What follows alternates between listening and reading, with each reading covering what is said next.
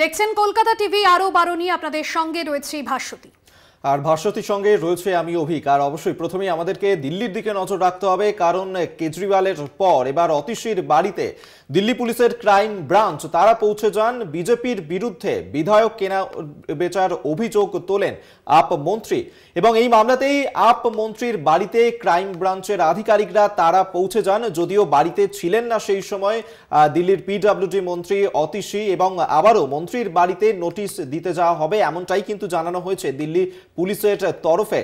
ভাস্বতী, একেবারে অভিক, কারণ আমরা দেখেছিলাম বেশ কয়েকদিন আগেই দিল্লির মুখ্যমন্ত্রী অরবিন্দ কেজরিওয়াল তিনি এক্স হ্যান্ডেলে একটি পোস্ট করেছিলেন, এবং যেখানে তিনি বলেছিলেন যে 7 জন বিধায়ককে বিপুল পরিমাণে টাকা দিয়ে বিজেপি কিনবে, এবং সেই অভিযোগ তিনি সামনে এনেছিলেন, এবং বেশ কয়েকজন আপ নেতাকর্মীরাও এই অভিযোগকে সামনে রেখেছিলেন। সেই অভিযোগের জায়গা থেকে প্রথমে দিল্লির মুখ্যমন্ত্রী কেজরিওয়ালকে নোটিশ ধরা ইডি, এবং তারপর কেজরির পর অতীশীর বাড়িতে দিল্লি পুলিশের ক্রাইম ব্রাঞ্চ পৌঁছে যায়। বিজেপির বিরুদ্ধে বিধায়ক কেনার অভিযোগ তোলেন আপ মন্ত্রী। ওই মামলায় আপ মন্ত্রীর বাড়িতে পৌঁছয় ক্রাইম ব্রাঞ্চ। এর আগে দিল্লি পুলিশের তরফে দিল্লির মুখ্যমন্ত্রী অরবিন্দ কেজরিওয়ালের বাড়িতেও কিন্তু নোটিশ দেওয়া হয়েছিল। তবে আজ যখন অতীশীর বাড়িতে পৌঁছয় দিল্লি পুলিশ, সেখানে বাড়িতে ছিলেন না অতীশী, তার আধিকারিকরা ছিলেন। তার আধিকারিকদের হাতেই এই নোটিশ ধরিয়ে দেওয়া হয়েছে। আবারও মন্ত্রীর বাড়িতে নোটিশ দিতে যাওয়া হবে এমনটাই কিন্তু দিল্লি পুলিশের তরফে জানানো হয়েছে। এর আগে কেজরিওয়ালের বাড়িতেও নোটিশ দেওয়া হয়, কারণ আমরা বারবার দেখেছি যে অভিযোগ করেছেন দিল্লির মুখ্যমন্ত্রী অরবিন্দ কেজরিওয়াল। এর আগে সোশ্যাল মিডিয়া পোস্ট করেছিলেন, এবং তারই পোস্টকে সমর্থনও জানিয়েছিলেন আপের একাধিক নেতা কর্মীরা, এবং সেই জায়গা থেকে তিনি বলেছিলেন যে আপ বিধায়কদের কেনার চেষ্টা করছে বিজেপি, এবং সেই জায়গায় সামনে লোকসভা নির্বাচন, এবং তার আগে এই অভিযোগ কিন্তু অত্যন্ত গুরুত্বপূর্ণ। আর সেই জায়গা থেকে দিল্লি পুলিশের নোটিশ এমনটাই কিন্তু জানা যাচ্ছে। এবার পর্যটন মন্ত্রী, শিক্ষামন্ত্রী দিল্লির, তার বাড়িতেও নোটিশ পৌঁছলো দিল্লি পুলিশের ক্রাইম ব্রাঞ্চের তরফে। আর সেই জায়গা থেকে কিন্তু জল্পনা আরো জোরালো হচ্ছে পরবর্তীতে ঠিক কি পদক্ষেপ নিতে চলেছেন আপের নেতাকর্মীরা।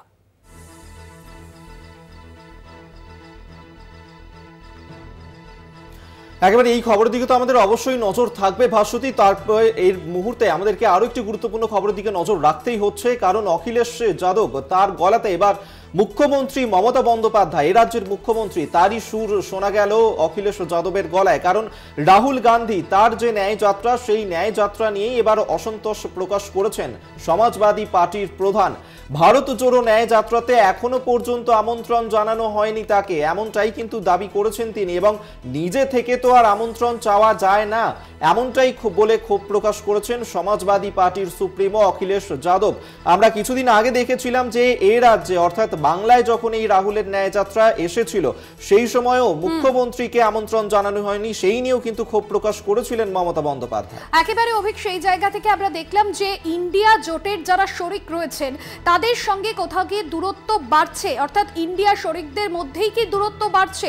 সমাজবাদী পার্টির সঙ্গে একটা আলাদাভাবে উত্তরপ্রদেশে আসন ভাগাভাগির কথা রয়েছে কংগ্রেসের, কিন্তু সেই জায়গা থেকে আজকে যে মন্তব্য উঠে আসছে সমাজবাদী পার্টি সুপ্রিমোর তরফে, তাতে কিন্তু জল্পনা বাড়ছে পরবর্তীতে ইন্ডিয়া জোট আগামী লোকসভা নির্বাচনের জন্য কতটা মজবুত হবে।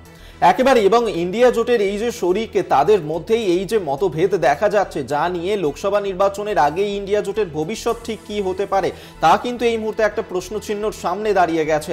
এবং এই যে ন্যায় যাত্রা, সেই ন্যায় যাত্রাতে এবার আমন্ত্রণ জানানো হয়নি সমাজবাদী পার্টি প্রধান অখিলেশ যাদবকে, তা নিয়ে ক্ষোভ প্রকাশ করেছেন তিনি।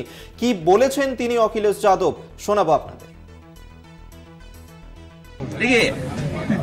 मुश्किल तो ये है कि कई बड़े आयोजन होते हैं, बड़े कार्यक्रम होते हैं, हम लोगों को निमंत्रण ही नहीं मिलता, तो अपने आप क्या मांगे हम निमंत्रण? मंदिर में तो निमंत्रण मिला था, अपने आप मांगने से मिला। जब आवाज उठाई हम लोगों ने कि बताओ हमारा घर गंगा जल से धोया, तब सुनने में आया कि उन्होंने कहा निमंत्रण दे दो, ठीक है। वो समय आएगा। मैंने आज से कहा कि ये जो समय है, समय के हिसाब से सब चीजें होती हैं, और भगवान हमें बुलाएंगे तो हम जाएंगे, और कब उनकी इंडिया गठबंधन बनेगा नहीं बनेगा, कब इच्छा हो जाएगी बुलाने की, अब ये तो भगवान ही जानते हैं। इंडिया गठबंधन बनेगा, इंडिया गठबंधन बनाइए, सब तो चलेगा छोड़ के। अगर उससे अलग আপনাদেরকে শোনালাম অখিলেশ যাদব তিনি ঠিক কি বললেন। ভাস্বতী, আমরা দেখছি যে এই মুহূর্তে কিন্তু কংগ্রেস তাদের কিন্তু বারবার কাঠগোড়ায় তোলা হচ্ছে এবং কংগ্রেসের বিরুদ্ধে একের পর এক ক্ষোভ প্রকাশ করছে ইন্ডিয়া জোটের শরিক দল। এর আগে আমরা নীতিশ কুমার তার যে দল বদলের ছবি আমরা দেখেছি, কংগ্রেসের বিরুদ্ধেই তিনি দায় চাপিয়েছিলেন, অভিযোগ এনেছিলেন, ক্ষোভ প্রকাশ করেছিলেন। মুখ্যমন্ত্রী তিনিও ক্ষোভ প্রকাশ করেছেন ন্যায়যাত্রায় আমন্ত্রণ না জানানোর পরে। এবার অখিলেশ যাদব তার গলাতেও এই একই সুর একেবারে। এবং নীতিশ কুমার তিনি যেদিন এই এনডিএতে যোগদান করলেন এবং তিনি সেই সময় বলেছিলেন যে জোটে যারা রয়েছে তারা নিজেদের নিয়ে ব্যস্ত, জোটে কোনো কাজ হচ্ছে না, এবং এই বিষয়কে সামনে রেখে কিন্তু তিনি তার ইস্তফা দিয়েছিলেন এবং এনডিএতে আবার তিনি যোগ দিয়েছিলেন। সেই জায়গা থেকে এবার মমতা বন্দ্যোপাধ্যায়ের মতোই একই সুর শোনা গেল সমাজবাদী পার্টির সুপ্রিমো অখিলেশ যাদবের গলায়, যেখানে তিনি বলছেন যে এই ভারত জোড়ো যাত্রায় আমন্ত্রণই পাননি, যেখানে আমন্ত্রণই পাননি সেখানে নিজে থেকে কিভাবে যাবেন। একেবারেই এবং যেখানে তাকে আমন্ত্রণ জানানো হয়নি তাহলে নিজে থেকে তো আর আমন্ত্রণ চাওয়া যায় না, এমনটাই বলে কিন্তু আজকে ক্ষোভ প্রকাশ করেছেন সমাজবাদী পার্টি সুপ্রিমো। আমরা এই নিয়েই কথা বলবো। আমাদের সঙ্গে এই মুহূর্তে টেলিফোনে রয়েছেন কংগ্রেস মুখপাত্র সৌম্য আইচ রায়। আপনাকে স্বাগত জানাই কলকাতা টিভিতে। সৌম্যবাবু, যে ছবি আমরা দেখতে পাচ্ছি যে রাহুল গান্ধীর এই যে ন্যায়যাত্রা, সেই ন্যায়যাত্রা এবার আমন্ত্রণ জানানো হয়নি সমাজবাদী পার্টির প্রধান অখিলেশ যাদবকে, তা নিয়ে তিনি ক্ষোভ প্রকাশ করেছেন। এর আগে মমতা বন্দ্যোপাধ্যায়ও একই অভিযোগ করেছিলেন। দেখুন, মমতা বন্দ্যোপাধ্যায় কি বলছেন সেটা মমতা বন্দ্যোপাধ্যায় বলবেন, কিন্তু সর্বভারতীয় কংগ্রেসের সভাপতি মল্লিকার্জুন খার্গেজি ইন্ডিয়া জোটের সমস্ত পার্টনারদের চিঠি লিখেছেন, মেইল করেছেন, আমন্ত্রণ জানিয়েছেন অফিসিয়াল। এখন অখিলেশ যাদব কেন পাননি বা সম্মানীয় সমাজবাদী পার্টির নেতা কেন পাননি সেটা তিনি, মমতা বন্দ্যোপাধ্যায় তিনিও তো এই একই অভিযোগ করেছিলেন। মমতা বন্দ্যোপাধ্যায় তো অনেক অভিযোগই করেছেন, তো সবকিছুর উত্তর কি আমাদেরকে দিতে হবে? মমতা বন্দ্যোপাধ্যায় তো অভিযোগও করেন, আবার বলেন 42টা লড়বো। যদি কংগ্রেসের তরফ থেকে এই আমন্ত্রণ পত্র পাঠানো হয় তাহলে তারা অন ক্যামেরা কেন বলছেন যে তারা পাচ্ছেন না? সেটা তিনি বলতে পারবেন, তার কাছে জিজ্ঞাসা করুন। মমতা বন্দ্যোপাধ্যায়কে তো আমন্ত্রণ পত্র জানানো হয়নি, বলছেন যে ওনার সাথে কোনো আলোচনা করা হয়নি, তারপরে আবার বলছেন 12-14টা সিট চেয়েছে। তাহলে আলোচনাই হলো না, সিট কার কাছে চাইলো? এদিকে তাহলে ইন্ডিয়া জোটে বড়সড় ধাক্কা হতে পারে, আপনার কি মনে হয়? উত্তরটা শোনার চেষ্টা করুন। তাহলে মমতা বন্দ্যোপাধ্যায় এই কথা কি মমতা বন্দ্যোপাধ্যায় আপনারা জিজ্ঞাসা করবেন যে আপনি বলছেন আপনার সাথে আলোচনা হয়নি, তাহলে 12-14টা সিট কি ভূতে চেয়েছিল? তাহলে এইসব কথাবার্তা উদরপিণ্ডি বুদর ঘাড়ে চড়ানোর যে চেষ্টা করছেন, এটা হচ্ছে জল ঘোলা করার একটা প্রচেষ্টা। এতে বিজেপির হাত শক্ত হয়, যে কাজটা মাননীয় মুখ্যমন্ত্রী করছেন। ফলে অখিলেশ যাদবের বিষয়টা আমরা বুঝে নেবো। অখিলেশ যাদবকে আমরা আমন্ত্রণ জানিয়েছি, উত্তরপ্রদেশে যাওয়ার আগে আবার আমন্ত্রণ করা হবে, অখিলেশ যাদব যাত্রায় যোগ দেবে। কিন্তু এই যে মমতা বন্দ্যোপাধ্যায় যোগ করার কোনো মানে হয় না। কিন্তু এই যে ইন্ডিয়া জোটের শরিকরা তারা একের পর এক বলছেন যে এই ন্যায়যাত্রায় আমন্ত্রণ জানানো হচ্ছে, তাহলে মনে হচ্ছে নাকি এই ইন্ডিয়া জোটে কোথাও গিয়ে একটা ধাক্কা লাগতে পারে?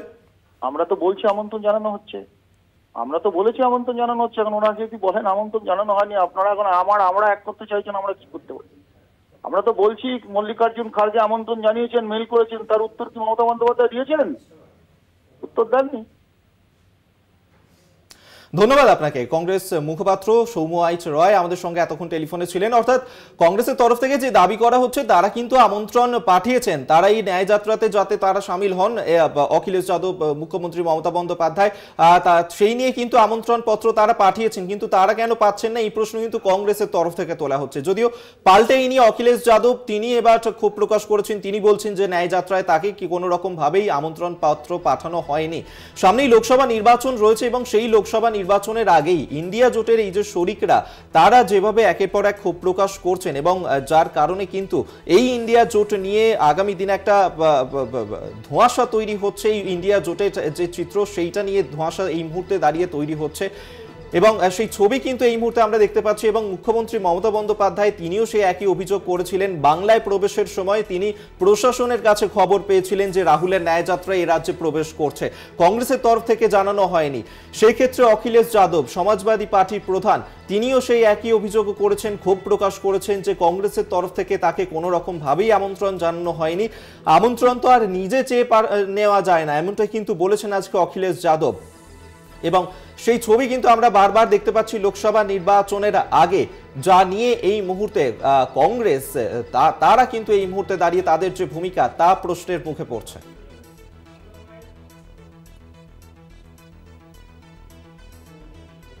পরের যে খবরে নজর রাখতে হচ্ছে অভিক, আমাদের গতকাল আমরা দেখলাম যে লোকসভা ভোটের আগে মুখ্যমন্ত্রী মমতা বন্দ্যোপাধ্যায়ের একেবারে মাস্টার স্ট্রোক বড় ঘোষণা। 100 দিনের কাজে 21 লক্ষ বঞ্চিতের ব্যাংক অ্যাকাউন্টে 21শে ফেব্রুয়ারি টাকা দেওয়ার সিদ্ধান্ত রাজ্যের, এবং কেন্দ্রের বঞ্চনার বিরুদ্ধে লড়াই। এটা তো মমতার মাস্টার স্ট্রোক নিঃসন্দেহে বলা যায় একেবারে। এবং এই একই সঙ্গে সংখ্যালঘুদের মাথার ছাদ তৈরিরও ঘোষণা করেছেন মুখ্যমন্ত্রী মমতা বন্দ্যোপাধ্যায়। এবং লোকসভা নির্বাচনের আগে বিজেপির থেকে কয়েক যোজন এগিয়ে যেতে আস্তিন থেকে গুরুত্বপূর্ণ তাস খেলেছেন এই মুহূর্তে মুখ্যমন্ত্রী মমতা বন্দ্যোপাধ্যায়।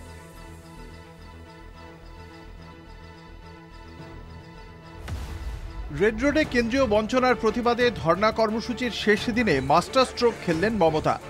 রাজ্যই মিটিয়ে দেবে টাকা। 21শে ফেব্রুয়ারি 21 লক্ষের ব্যাংক অ্যাকাউন্টে বকেয়ার টাকা।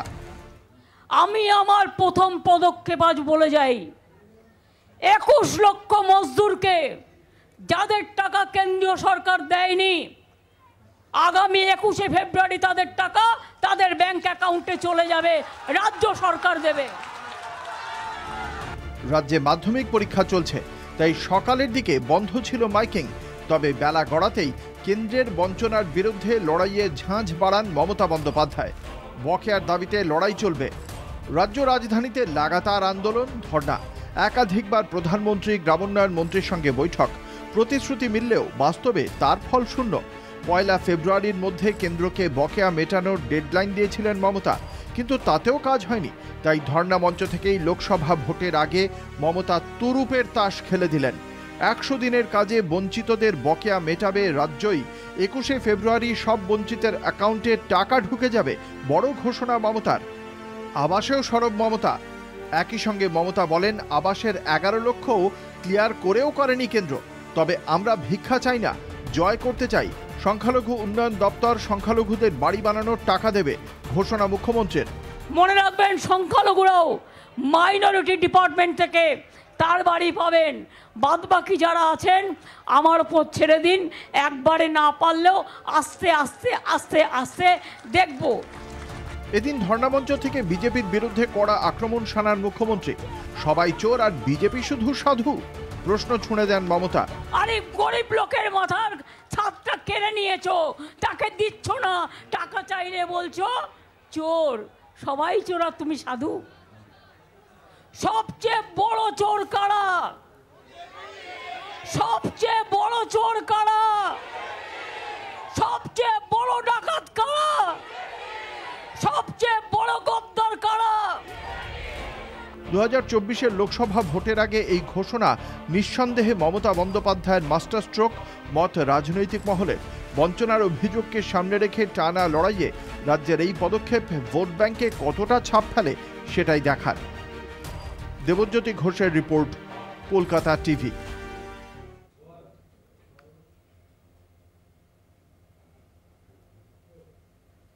আর এবার লোকসভা ভোটের আগে ফের একবার চর্চায় উঠে এলো সিএএ এনআরসি ইস্যু। এক সপ্তাহের মধ্যেই কার্যকর হবে সিএএ, এই হুঁশিয়ারি দিতে আমরা শুনেছিলাম কেন্দ্রীয় মন্ত্রী শান্তনু ঠাকুর। এবার আরো একবার তিনি এই কথাই বললেন। কি বললেন ভাস্বতী? একেবারে, এবং ডেডলাইন শেষ হওয়ার আগে পিছিয়ে গেল সিএ কার্যকরের দিন। শান্তনুর সিএ কার্যকরের দিন, মমতার বার্তা যে রাজ্যে এনআরসি সিএ করতে দেবেন না। এর আগেও মুখ্যমন্ত্রীর গলায় একই সুর শোনা গিয়েছিল যে যারা রেশন কার্ড পান, যারা ভোট দিচ্ছেন তারাই দেশের নাগরিক, আলাদা করে সিএ এর কোনো দরকার নেই।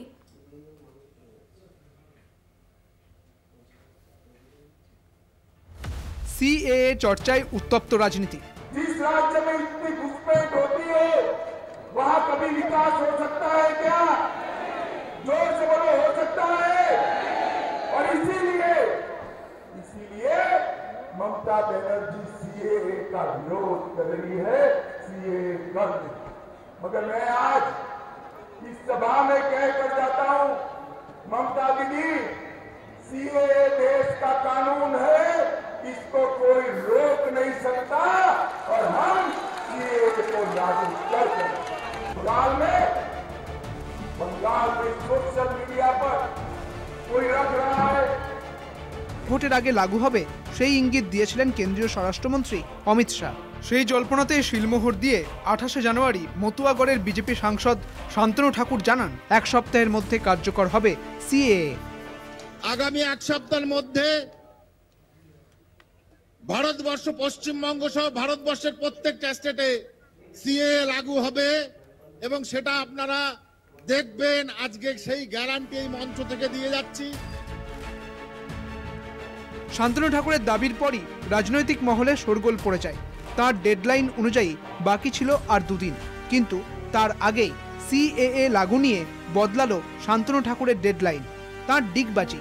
আগে বলেছিলাম 7 দিনের মধ্যে কার্যকর হবে, এখন বলছি 7 দিনের মধ্যে প্রক্রিয়া সম্পূর্ণ হবে। সিএ হবেই, কয়েকদিনের মধ্যে সিএ লাগু হয়ে যাবে, এটা আমি বলেছি। ঠিক আছে, টার্গেট দিয়েছিলাম, ওটা স্টেজে বসে কথা বলার মতো একটা দিতে হয়, সেটা দিয়েছিলাম, কিন্তু সিএ কয়েকদিনের মধ্যে লাগু হবে, আপনারা দেখতে পাবেন। সিএএ নিয়ে একাধিকবার কেন্দ্রীয় সরকারকে নিশানা করেছেন মুখ্যমন্ত্রী মমতা বন্দ্যোপাধ্যায়। 19-এর লোকসভা নির্বাচন থেকে 21-এর বিধানসভা ভোট, বারবার বিজেপির জাতীয় বঙ্গ নেতাদের মুখে বাংলায় সিএএ চালু নিয়ে উস্কানি শোনা গেছে। তবে মমতার পাল্টায় বঙ্গে বিজেপির সিএএ রাজনীতি খুব বেশি ডানা মেলতে পারেনি। ওই হুঁশিয়ারিতেই শেষ হয়ে গেছে গেরুয়া উত্তেজনা। শান্তনুর সিএএ উস্কানির দিন ফের বিরোধিতা মমতার। ধর্ণা মঞ্চ থেকে তার স্পষ্ট ঘোষণা, বাংলায় সিএএ করতে দেব না, এনআরসিও করতে দেব না, আর কাকা করতেও দেব না।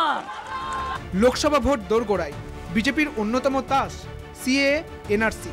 সুর চড়েছে বিজেপির নেতাদের। বিজেপির নেতৃত্বের হুঙ্কার কি আদৌ যথাযথ, নাকি মতুয়া ভোট ব্যাংকের দিকে নজর রেখেই সিএএ তোপ গেরুয়া শিবিরের? এই প্রশ্নই ঘুরপাক খাচ্ছে রাজনৈতিক মহলে। দেবজ্যোতি ঘোষের রিপোর্ট, কলকাতা টিভি।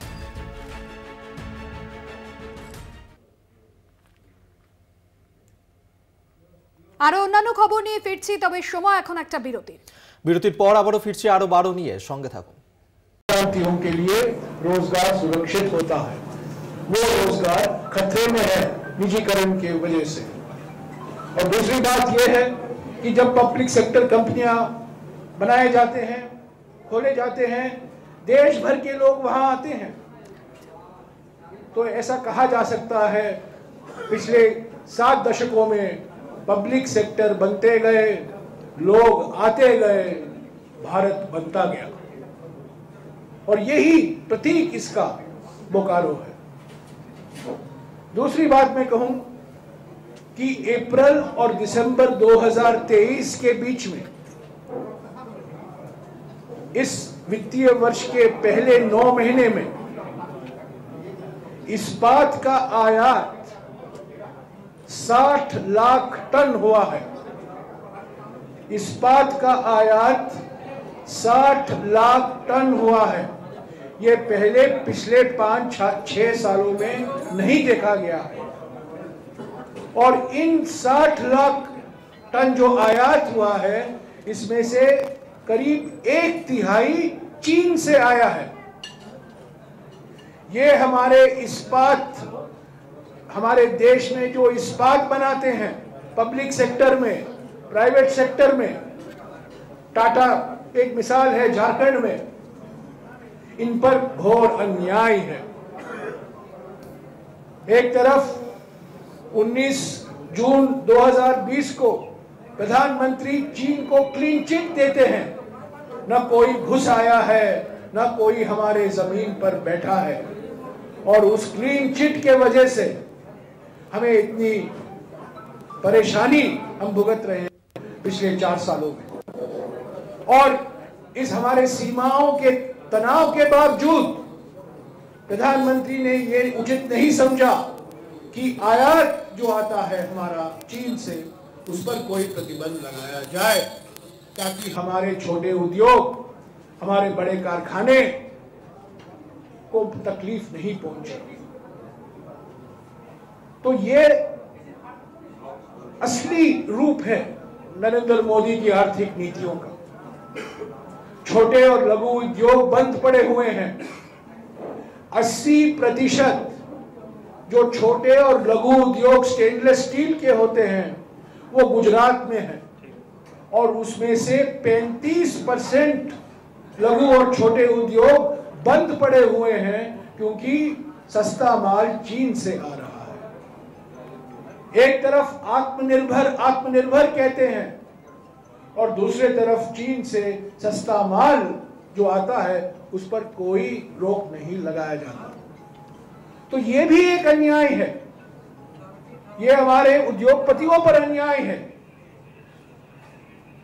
नरेंद्र मोदी के कार्यकाल में 1 या 2 पूंजीपति को फायदा मिला है, पर उद्योग बंद पड़े हुए हैं। उद्योगपति पैसा बना रहे हैं पर उद्योग बंद पड़े हुए हैं। बेरोजगारी बढ़ी है, 45 साल में सबसे ऊंचा बेरोजगारी का दर हम देख रहे हैं, और हर 2 घंटे एक युवा आत्महत्या करता है या करती है बेरोजगारी के कारण। तो क्योंकि हम आज बोकारो में आए हैं, मैंने सोचा इसका मैं एक विशेष जिक्र करूं। आज सुबह राहुल जी भी धनबाद में बिरसा मुंडा चौक पर उन्होंने एक जनसभा को संबोधित किया और उन्होंने कहा भारत जोड़ो न्याय यात्रा के 5 न्याय हैं, नारी न्याय, युवा न्याय, श्रमिक न्याय, किसान न्याय और हिस्सेदारी न्याय। और बोकारो जैसे शहरों में श्रमिक न्याय बहुत महत्व रखता है, क्योंकि निजीकरण हो रहा है। आज कुछ कोयला श्रमिकों से भी मिले राहुल जी, और उनकी एक ही मांग थी कि हमारा जो कॉन्ट्रैक्ट रोजगार है उसको बंद करें और उसको रेगुलराइज करें। तो ये भी एक अन्याय है हमारे देश के श्रमिकों में। ट्रेड यूनियन, व्यापार संघों को खत्म किया जा रहा है, कॉन्ट्रैक्ट एम्प्लॉयमेंट दिया जा रहा है, वेतन सुरक्षित नहीं है, पेंशन सुरक्षित नहीं है, प्रोविडेंट फंड सुरक्षित नहीं है। तो श्रमिक न्याय, मैं समझता हूं बोकारो में आकर राहुल जी ने जो अपनी आवाज उठाई है, ये सारे देश में गूंज जाएगा। मैं अभी कन्हैया कुमार जी से गुजारिश करूंगा कि वो आपको संबोधित करें संसद में। 1 मिनट में सभी सवालों का जवाब दूंगा, सभी सवालों का जवाब दूंगा। मैं जानता हूं आपके मन में क्या सवाल है।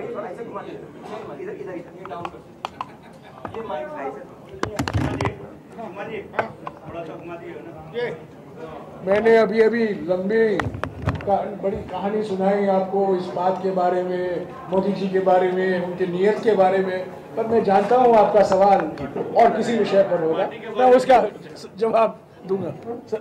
इसको उन्होंने दीजिएगा। साथियों, सबसे पहले तो आप सबका AICC की तरफ से हार्दिक स्वागत है। और मैं अपनी बात करूं उससे पहले मैं झारखंड की भूमि, जो भूमि है हमारे महान जननायक धरती आबा भगवान बिरसा मुंडा की, उसको हम AICC की तरफ से नमन करते हैं। और आप सब जानते हैं कि हमारी भारत जोड़ो न्याय यात्रा विभिन्न राज्यों से होते हुए अभी बंगाल से झारखंड की महान भूमि पे आई है। और राहुल जी अलग अलग क्षेत्र के लोगों से मिल रहे हैं, किसानों से, आदिवासियों से, मजदूरों से, और इसी क्रम में जो है वो बाबा भोलेनाथ का दर्शन करने के लिए देवघर भी गए, वहाँ जलाभिषेक किया। और आज हमारी यात्रा जो जिसको कहते हैं इस्पात कारखाने का शहर, स्टील सिटी बोकारो में आई हुई है। तो यहाँ आप सबका स्वागत है। जैसा कि जयराम जी ने बताया कि इस भारत जोड़ो न्याय यात्रा का एकमात्र उद्देश्य है कि देश में जो अन्याय की आंधी चल रही है, उस अन्याय की आंधी को रोकने के लिए राहुल गांधी न्याय के पक्ष में खड़े हैं। और यह जो न्याय हम मांग रहे हैं उसमें हम 5 तरह के न्याय की बात करते हैं। और जब हम 5 शब्द बोलते हैं, पंच शब्द बोलते हैं, तो यह भारतीय संस्कृति, परंपरा, इतिहास से बहुत गहराई से जुड़ा हुआ है। आप जानते हैं कि 5 तत्व से शरीर के बनने की बात होती है, पंच कहे जाते हैं। जब कोई विवाद होता है, उस विवाद को सुलझाने के लिए पंच होते हैं, जो 5 लोग मिलकर के न्याय को स्थापित करते हैं। और इसके साथ साथ आपने महाभारत में सुना होगा कि पांडवों की बात की गई है। तो 5 शब्द जो है,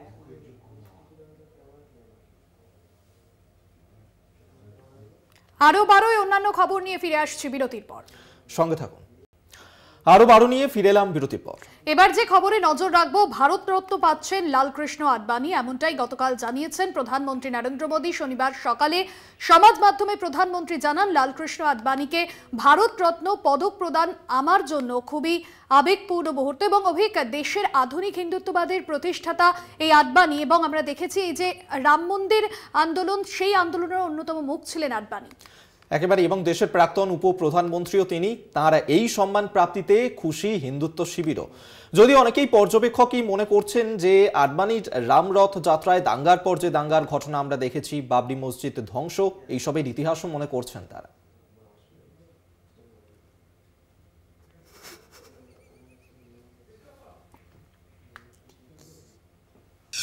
ভারত রত্ন পাচ্ছেন লালকৃষ্ণ আদবানি। জনসংঘ থেকে ভারতীয় জনতা পার্টির জন্ম বৃত্তান্তে অন্যতম প্রধান ভূমিকা লালকৃষ্ণ আদবানির। 1977 সালে লোকসভা নির্বাচনের আগে হিন্দুত্ববাদী দল জনসংঘ অন্য কয়েকটি দলের সঙ্গে মিশে তৈরি হয়েছিল জনতা পার্টি। ইন্দিরা গান্ধীর কংগ্রেসকে রুখতে সেকালের জনতা পার্টিতে সামিল হয়েছিল সমাজবাদী কংগ্রেসের একাংশ অনেকেই। জয়প্রকাশ নারায়ণের নেতৃত্বে সেবারে জনতা পার্টি ইন্দিরা কংগ্রেসকে হারিয়ে দেয়। প্রধানমন্ত্রী হয়েছিলেন মোরারজি দেশাই। সেই সময় তার মন্ত্রিসভায় মন্ত্রী হয়েছিলেন বাজপেয়ী এবং আদবানি, কিন্তু নানান মতান্তরে জনতা পার্টি টেকেনি। এই পরিস্থিতিতে প্রাক্তন জনসংঘীরা একটি নতুন দল গড়ার সিদ্ধান্ত নিয়েছিলেন। 1980 সালে নতুন দল গঠন, নাম দেওয়া হয়েছিল ভারতীয় জনতা পার্টি। দল গঠনে প্রধান ভূমিকায় ছিলেন দুজন, একজন হয়েছিলেন প্রধানমন্ত্রী, অপরজন হয়েছিলেন উপপ্রধানমন্ত্রী। প্রধানমন্ত্রী হয়েছিলেন অটল বিহারী বাজপেয়ী, উপপ্রধানমন্ত্রী হয়েছিলেন লালকৃষ্ণ আদবানি। 2014 সালে লোকসভা নির্বাচনের ঠিক আগে অনেকেই আশা করেছিলেন লালকৃষ্ণ আদবানি হবেন বিজেপি তথা এনডিএ শিবিরের প্রধানমন্ত্রীর পদপ্রার্থী, কিন্তু তা হয়নি। গুজরাটের মুখ্যমন্ত্রী নরেন্দ্র মোদীকে সামনে রেখে সেবার লোকসভা নির্বাচনে যায় বিজেপি তথা হিন্দুত্ববাদী শিবির। 2014 সালে নরেন্দ্র মোদী সরকার গঠন হওয়ার পর থেকে লালকৃষ্ণ আদবানি সরে যান সক্রিয় রাজনীতির রঙ্গমঞ্চ থেকে। বয়স অবশ্য কম হয়নি এই প্রবীণ নেতার। বর্তমানে তার বয়স 97 বছর। তবে দেশের রাজনীতি সম্পর্কে খোঁজ খবর রাখেন, কেউ পরামর্শ চাইলে পরামর্শ দেন এই নবতিপর নেতা। একসময়ের গুরু প্রাক্তন উপপ্রধানমন্ত্রী আদবানিজিকে নিজের হাতে ভারতরত্ন তুলে দিতে যান কিনা তার বিখ্যাততম শিষ্য নরেন্দ্র মোদী, সেটাই এখন দেখার। কলকাতা টিভি।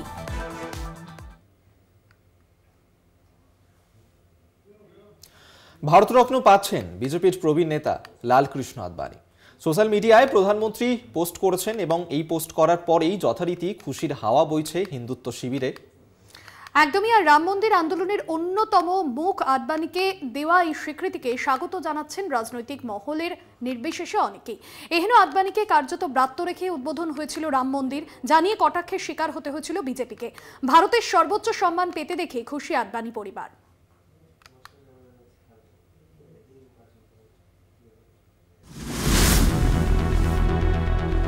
80-90-এর দশকে রাম মন্দির আন্দোলনের অন্যতম প্রধান মুখ ছিলেন প্রাক্তন উপপ্রধানমন্ত্রী তথা প্রবীণ বিজেপি নেতা লালকৃষ্ণ আদবানি।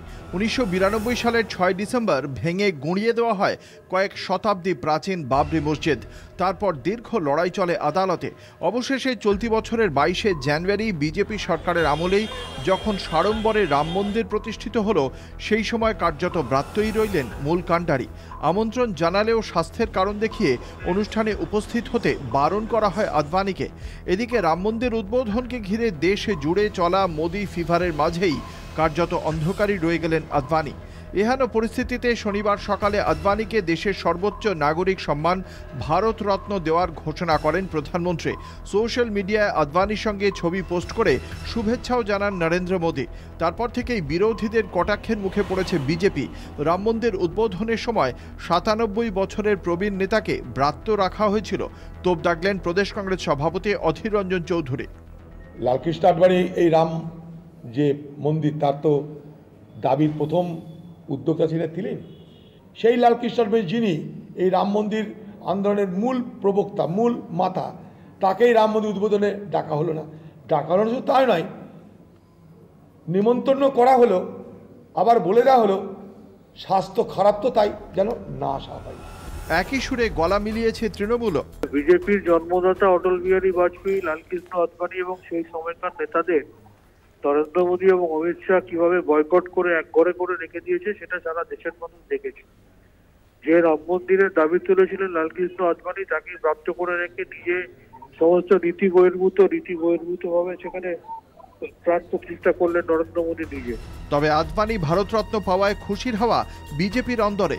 কেন্দ্রীয় মন্ত্রী নীতিন গাডকারি জানান, আদবানির মতো মানুষের জন্যই বিজেপি আজকের জায়গায় দাঁড়িয়ে। তাঁর থেকে পাওয়া রাজনৈতিক শিক্ষাই বিজেপির সাফল্যের অন্যতম চাবিকাঠি। हमारे प्रेरणा स्रोत लालकृष्ण आडवाणी जी को भारत रत्न से गौरवान्वित करना ये पूरे देश के लिए और हम सब के लिए बहुत गौरव का क्षण है।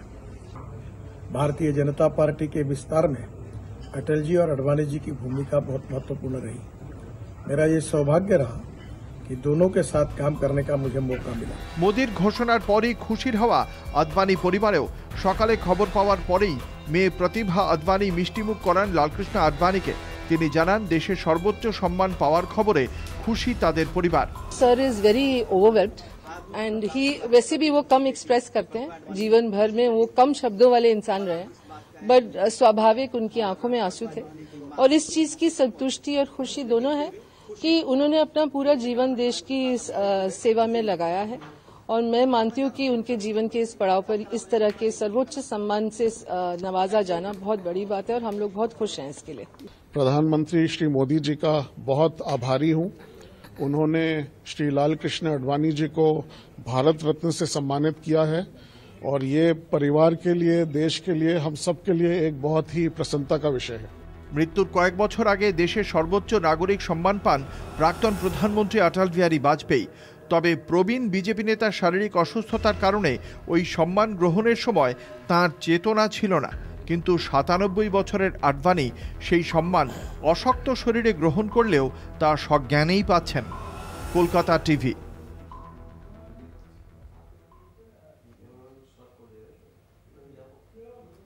এবার যে খবরে নজর রাখবো, আবারও শিরোনামে ঝালদা পুরসভা। ঝালদা পুরসভার পুরপ্রধান নিয়ে জটিলতা কাটার নয়, ফের একবার পুরপ্রধান নির্বাচন নিয়ে খবরে ঝালদার নতুন পুরপ্রধান হিসেবে নিযুক্ত হলেন সুরেশ আগরওয়াল। একেবারেই, এবং যেমনটা আমরা দেখেছি যে এই সুরেশ আগরওয়াল তিনি কিন্তু বিনা প্রতিদ্বন্দ্বিতাতেই ভোটে জিতেছেন। সেক্ষেত্রে ৬-০ ভোটেই জিতেছেন সুরেশ আগরওয়াল।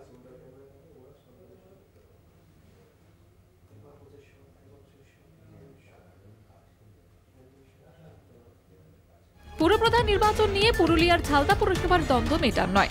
১২ আসনের ঝালদা পুরসভায় ৫টি করে আসন পেয়েছিল কংগ্রেস এবং তৃণমূল, ২টি আসন পায় নির্দল। পরবর্তী সময়ে কংগ্রেসের সমর্থনে পুরপ্রধান হন নির্দল কাউন্সিলর শীলা চট্টোপাধ্যায়।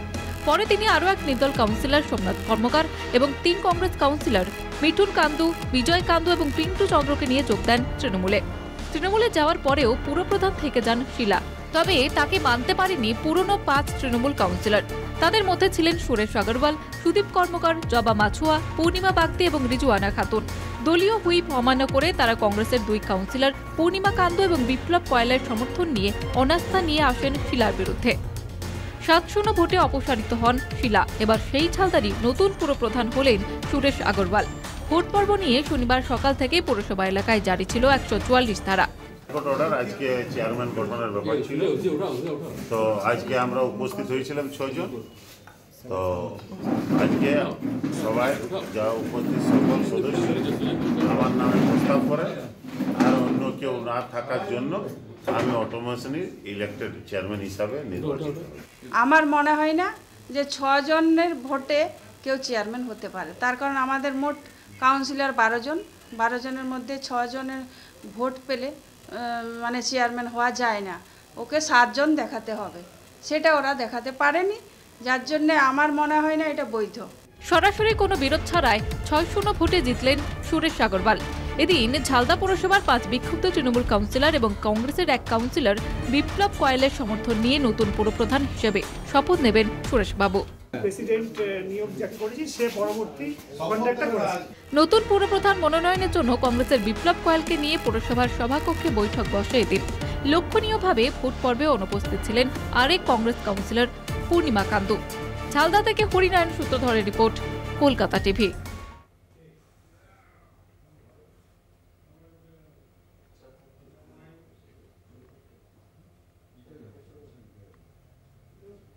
আর এই মুহূর্তে আমরা নজর রাখবো তৃণমূলের সাংবাদিক বৈঠকে।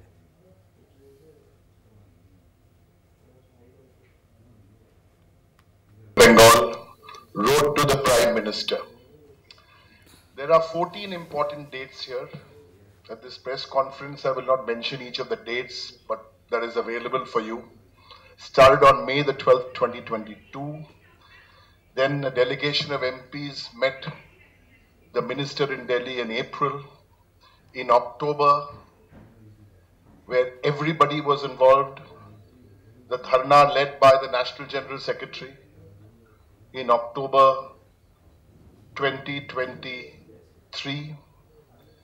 And then you all know what happened in Delhi, where the Chief Minister and our chairperson led us all in Delhi, in Rajghat and in Jantar Mandir.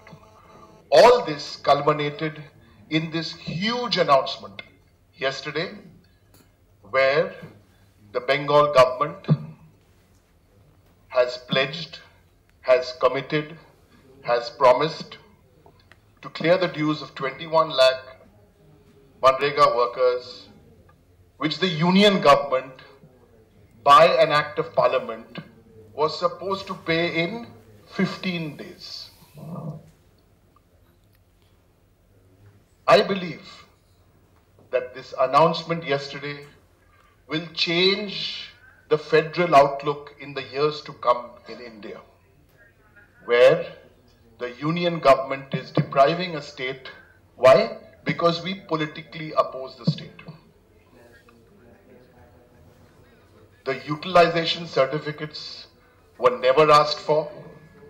We have enough data available of BJP states like Madhya Pradesh, Gujarat, Uttarakhand, worth thousands of crores of rupees, where there are no utilization and even in the last meeting, after we met the Prime Minister, the chairperson led our delegation, and the Prime Minister assured that there will be a meeting. That meeting took place. At that meeting, utilization certificates were never discussed.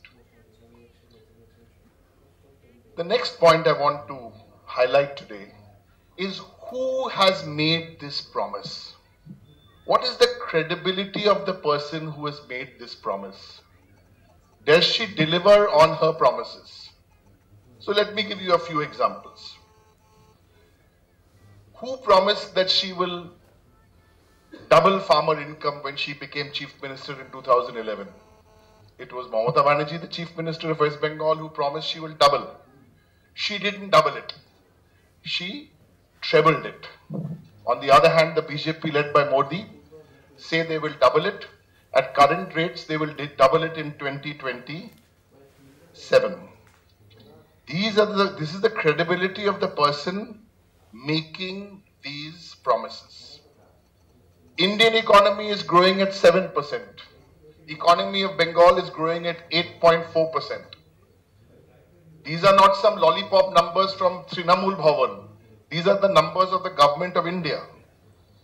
GST revenue growth, national average is 12%. Bengal is 24%.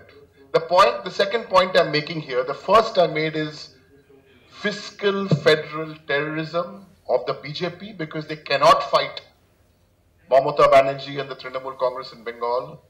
And the second point is the credibility of the person making these promises. And before you ask the question as to then why is the dharna still going on there, the dharna the original one which was in October, is that because the money will be delivered on 21st of February, but will the BJP government have this much of their conscience? Let them deliver the money before 21st of February, and then there will be no dharna. আবারও নজর রাখবো সরাসরি তৃণমূলের সাংবাদিক বৈঠকে। In our fight against BJP on many issues, including fiscal federal terrorism. Dr. Kakali Ghosh.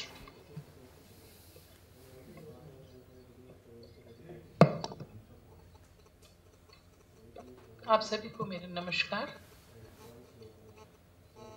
Trinamool Congress की ओर से मैं ये जिक्र करना चाहूँगी कि हमारे नेता जो है और पश्चिम बंगाल के मुख्यमंत्री माननीय ममता बनर्जी ने गरीबों के लिए अपना जीवन बिताई है।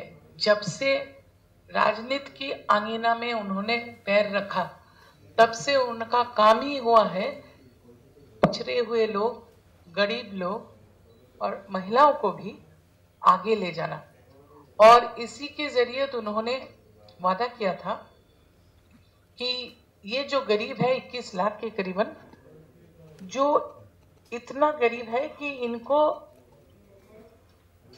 गांव में जाके मिट्टी काटने का काम या कहीं सड़क बनाने का काम जो मनरेगा के अंदर आता है, इसका जो पैसा केंद्र नहीं दे रहा है, ये जुझारू है और इसके लिए लड़ाई जारी रखेगी।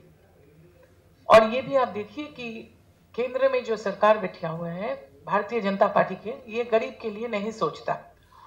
और मई 2022 से लेके कितने बार हम लोग गए हैं, मिनती किए हैं, हमारे सांसद और जो साधारण संपादक है सर भारतीय तृणमूल कांग्रेस की ओर से, उनके नेतृत्व में हम लोग जाति के जनक महात्मा गांधी के राजघाट में जो समाधि है वहां भी हम लोग धरना में थे। जंतर मंतर के बाद जब मंत्री महोदय से वक्त लेके हम लोग गए कृषि भवन, बड़ा बर्ताव किया गया सांसद लोगों के साथ और पैसा के लिए, गरीब के पैसा के लिए लड़ रहे तृणमूल कांग्रेस। वो गरीब के पैसा के लिए हमें वो कोई भी आश्वासन नहीं दिया, लेकिन हमारा लड़ाई जारी था। और माननीय मुख्यमंत्री ममता बनर्जी बिना बताए पश्चिम बंगाल के जो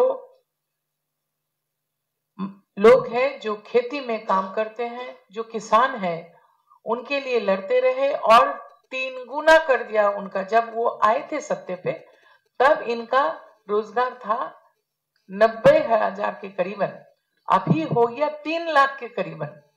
ये तो लिखा हुआ है, ये तो कागज में है, ये तो भारतीय जनता पार्टी और केंद्रीय सरकार को दिखाई दे रहा है, लेकिन ये बोले जा रहे हैं, काम नहीं करते हैं। गरीब के लिए कहीं भी काम नहीं करते हैं और गरीब को अत्याचार करना, महिलाओं पर हमला बोलना इनका आदत बन गया है। और जब बारों बार हम लोग दरख्वास्त करते रहे, जिक्र करते रहे कि ये गरीब के पैसा, ये जो कानून 2005 में बना था मनरेगा का, उसमें है कि जितने हुए पिछड़े हुए लोग हैं जिसको हाथ में काम नहीं है, साल भर में 100 दिन का काम होना चाहिए और उस काम से इसका घर चलेगा 100 दिन साल में, और 15 दिन काम खत्म होने के बाद उनको पैसा मिल जाना चाहिए 15 दिन के अंदर। अभी बंगाल के ऊपर उसका इतना गुस्सा है क्योंकि हमारे नेता को वो खत्म नहीं कर सकते हैं राजनीतिक तौर पर, कि बंगाल के लोगों पर हमला बोल रहे हैं, बंगला के गरीब पर हमला बोल रहे हैं और मजदूर पर हमला बोल रहे हैं। वो सोचते हैं अगर पैसा नहीं दिया तो ये लोग उनके खिलाफ आ जाएंगे, लेकिन ये होने वाला नहीं है। আরো বারো এখনকার মতো এই পর্যন্তই। দেখতে থাকুন কলকাতা টিভি, রাত দিন 7 দিন।